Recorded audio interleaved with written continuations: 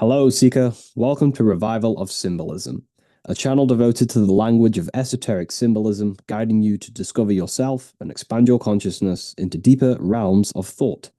I'm Harry B. Joseph, also known as Revival of Wisdom, and today we're going to be discussing the symbol of Jachin and Boaz, the all-seeing eye, along with the checkerboard floor as an additional to this. We're going to discuss a little bit with the checkerboard floor. But in today's breakdown of this symbol, we're mainly going to be going into the psychological aspects of this symbol, what this means to human perception, how to see the world clearly without distortion. We're going to be going into some uh, things upon the lines of awareness, how to gain increased awareness, how not to see through illusions, and things along these lines that will just help you see reality in a better way. And this is what these symbols unlock. They're teaching you uh, basically psychology, advanced psychology, because pretty much that's what the occult is. You know, when we look at the word occult comes from the Latin word oculus, and oculus means eye, and the word occult means hidden. Therefore, the word occult just simply means hidden from the eye, hidden from the visible reality, things you cannot see. No one has ever seen the mind. No one has ever seen the man behind the curtain. Who is the man behind the curtain? Well, that would be awareness, the person, the deity that is observing your mind, the person, the witness consciousness that is perceiving our thoughts, our feelings, our imaginations, the screen you call reality. It is the inner witness. That is the man behind the veil, the man behind the curtain. You'll see this in cartoons, you'll see this in movies. The man behind the curtain is the all-seeing eye, which is the awareness sitting in between the two pillars of Jachin and Boaz on this particular image. The awareness stands at the very top, the all-seeing eye at the top of the image, because it is looking down through the veils and the illusions and the thoughts of the mind.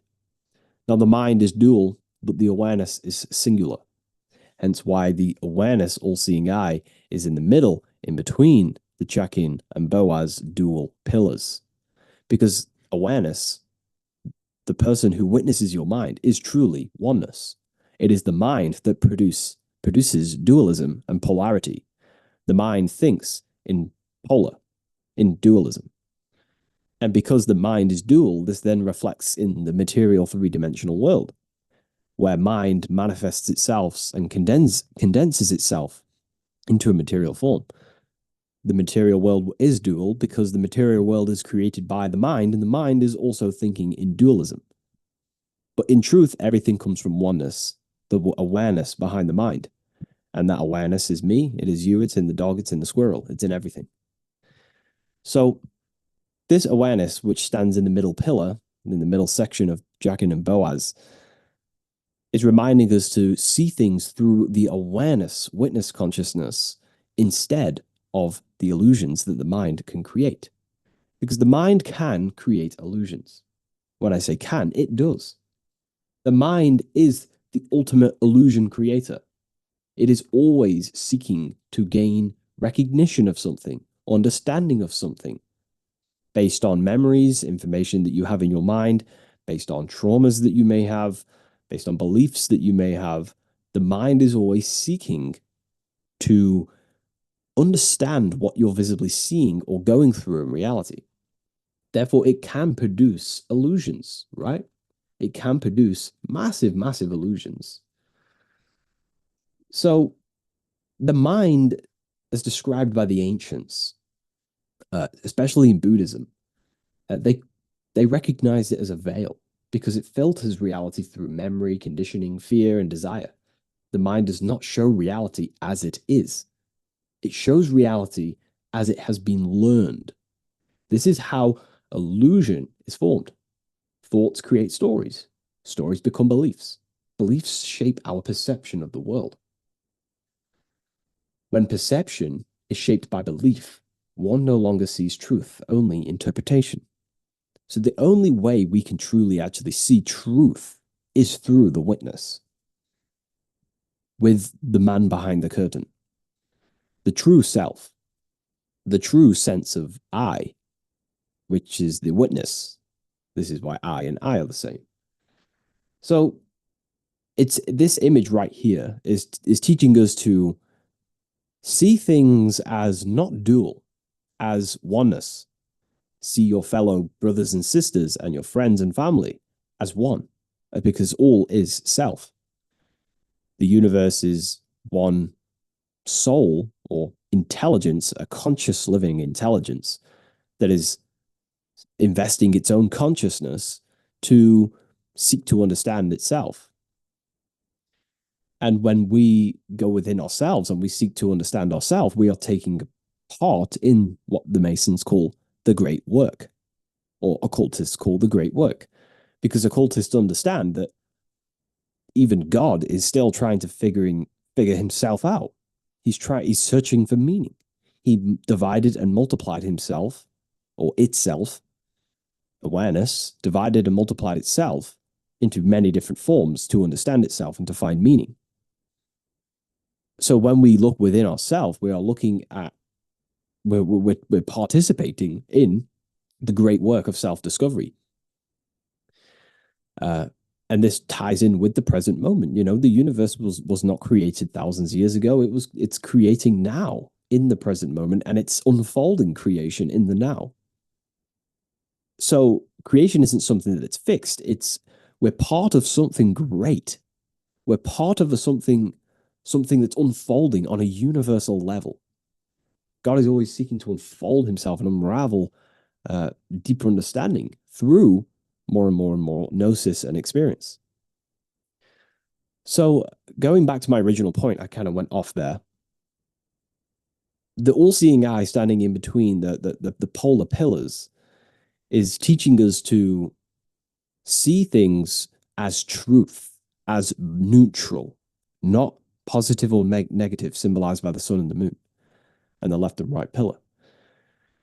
We're meant to see things as neutral, because if we see things as either left or right or positive or negative, this can infect our decision making. We can make bad decisions. We can not think properly and navigate life properly, so on and so on. But if we see things through the witness and without the illusions of the mind, see things as neutral. For example, something bad happens in your reality, you know, it seems bad. When I say bad, I mean it's something that you didn't really want to happen, but it happened. And, you know, it's affected your life, maybe not in the best possible way. It's not a good idea to see that as negative. It's a good idea to see that as neutral, because when you then see that as neutral without the distortions or labels of the mind, you see it through the witness, you then can assess the situation properly and take the necessary actions to transform that so-called negative experience that's going on in your life into something great. We can learn from the wisdom of light and darkness. This is why there's a checkerboard floor at the very bottom, symbolizing life. Life, you know, we're molded by light and darkness, the good and the good and bad things that happen to us in life. And we're meant to take wisdom from both. You know, light and darkness is here for a reason, because it refines us, it builds us. That's why the word Mason means builder, because we're all building something within ourselves. We're all contributing towards building our evolution, building our self, building our mind. We're building a reality. We're unfolding creation. And to navigate life, we have to make sure that we're not seeing things through illusions. Okay. So that's very important. So to walk in between the pillars of Jachin and Boaz is to pass beyond identification with either pole of the mind. It is not the rejection of thought, but mastery over it. Awareness does not destroy the mind, but it orders it. When awareness governs, the subconscious becomes aligned, and the conscious becomes clear, and perception becomes truthful. Awareness grows in stillness. This is how we actively connect more with our witness consciousness and actually start to gain a reconnection with our witness, with our true self.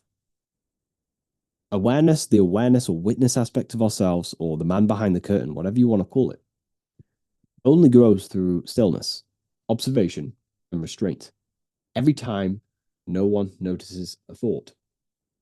Sorry. Every time one notices a thought without reacting, the veil thins.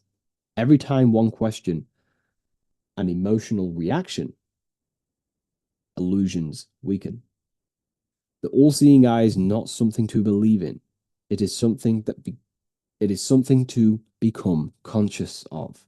When awareness is present, truth reveals itself without effort.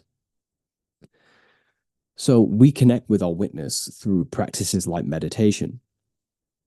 The whole point of meditation, in my personal, breakdown and interpretation of it, is to not remove the mind, but to understand the mind and to gain mastery over the mind. You will never remove the mind. It will always seek to control everything, because that's just the nature of the human mind. It will always seek to create illusions, to create stories, to create perceptions. It will always produce thought. It will always receive thought. However, we have to learn inside meditation to rise above these impulses and learn not to react to the illusions, the suggestions, the stories of the mind. Because as soon as we, when I say we or me, the self, the true self, reacts to the mind, that is then me not controlling my mind. I am being a servant to the mind. And we don't want the mind to be a servant. Sorry, we don't want ourselves to be a servant to the mind. We want our mind to be our servant. I know this is quite difficult to get your head around, especially if this is, your beginning of your journey. This is quite deep stuff, but come back to this maybe.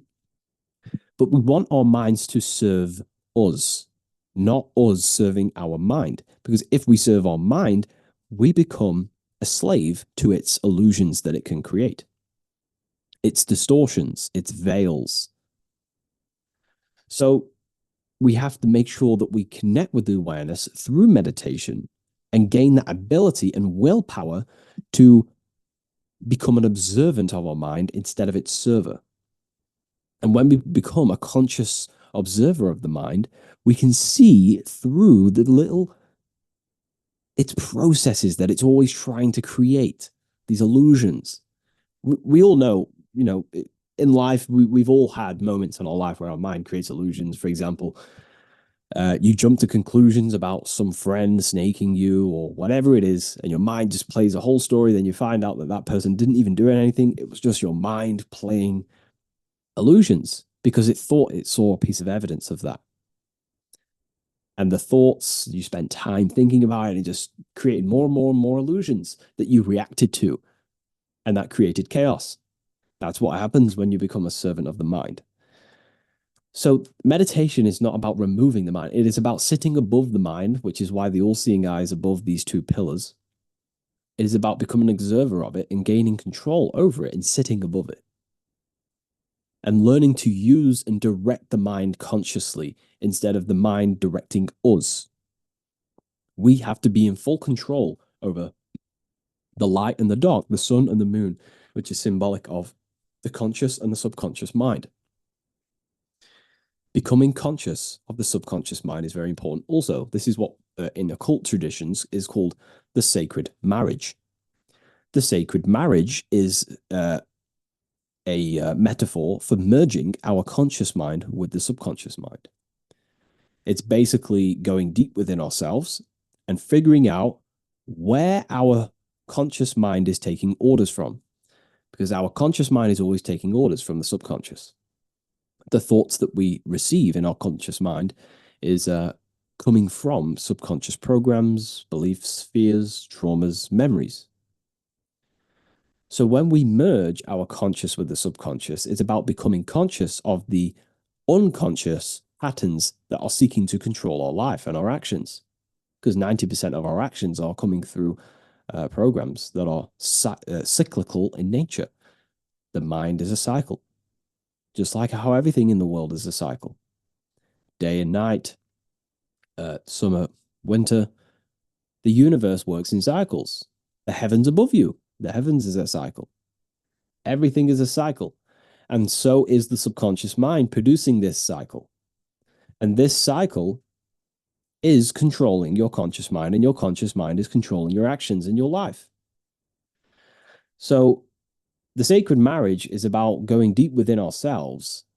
And there are certain questions you can ask yourself to go deep within yourself and truly figure out what is, seeking to control you, programs, beliefs, thought patterns, thought cycles in our subconscious that are controlling us.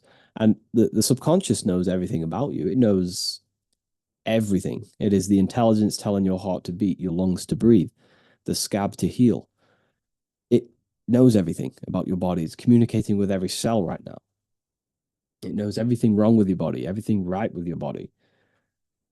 So it's an order. It's like a quantum computer. It's amazing when you really identify what the subconscious is doing. It's so powerful. It's giving so many orders to your body right now that our conscious mind is so hard to even comprehend the level of work that the subconscious mind is doing right now. It's healing every wound on your body. It's telling your eyes to blink, your heart to beat, your lungs to breathe. It's fighting cancer cells in your body. It's doing everything. So it's powerful. It really is powerful. So merging the conscious mind with the subconscious is the sacred marriage, which is we should seek to do. And this is why we have the all-seeing eye again in the middle, merging the middle pillar. The path to enlightenment, the middle pillar. So these Jachin and Boaz pillars is symbolic of conscious mind and the subconscious mind, what we are aware of, what we're not aware of, and we have space in the middle.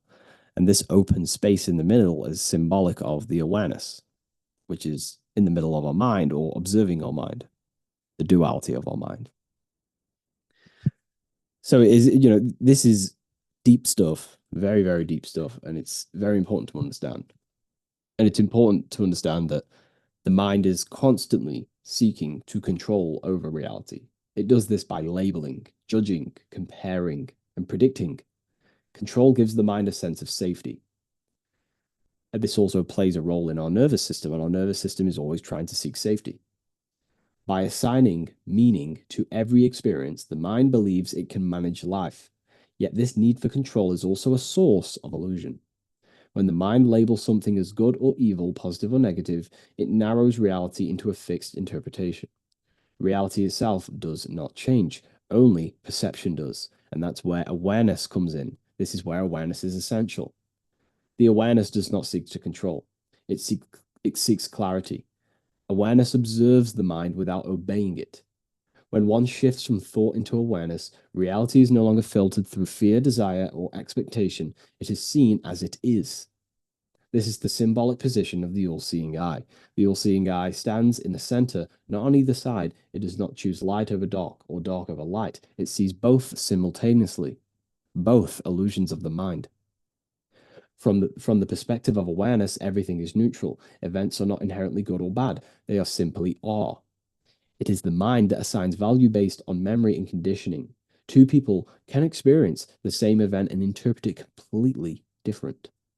This reveals a deeper truth. Okay, this reveals a way deeper truth. The event itself is neutral. Meaning is projected into it by the mind. Awareness dissolves this projection and reveals reality without distortion. The checkered ball floor symbolizes this principle. The black and white squares represent the light and dark aspects of existence, not as opposites in conflict, but as complementary forces. Every individual carries both within themselves. Strength and weakness, wisdom and ignorance, fear, courage, all coexist within the self. Growth does not occur by rejecting one side in favor of the other. Growth occurs by allowing both to shape us consciously. The dark squares represent the challenge, the loss, the uncertainty. The light squares represent clarity, insight, and harmony. Together they form a path we walk in between the pillars. Without darkness, there is no contrast. Without struggle, there is no transformation. If you're going through a bad period in your life or a bad, you know, what your mind labels as bad, you are in one of the most essential positions in your life. I can't tell you that when I look back in my life, and I'm sure you all have this yourself, this is just my personal life. It is the negative moments, the moments where I've been at my lowest. I don't know, the person you love left you, or you know, my brother passed away recently. Like anything where you're at your lowest, that is such a powerful moment.